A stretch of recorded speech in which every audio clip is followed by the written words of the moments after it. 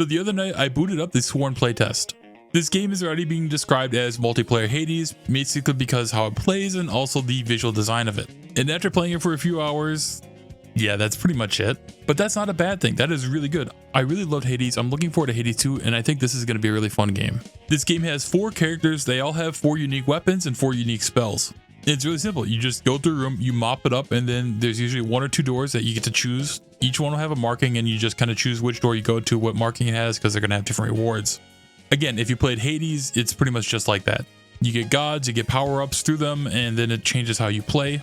The only thing it's really missing from Hades is the hammers, which is something that greatly alters how you use your weapon. This is obviously early playtest, so I do expect them to add something similar to that, or maybe just something unique, because a lot of the main fun I had in Hades was turning weapons into a completely different play style.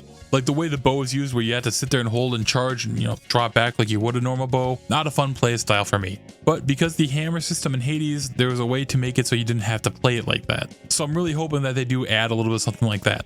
Something unique is they do have elemental pets, which is pretty cool. That's like one of your boons that you can get.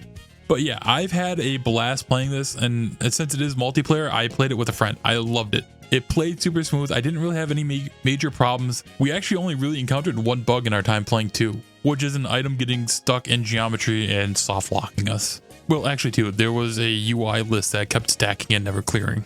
Early playtest doesn't really matter. They got a lot of time to fix something like that.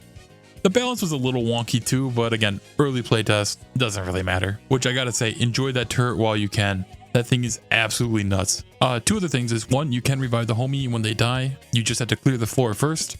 It does cost currency or health. And I do really hope they upgrade the OST. And I just really wanted to show it off because it is a very fun game. It was a very fun playtest.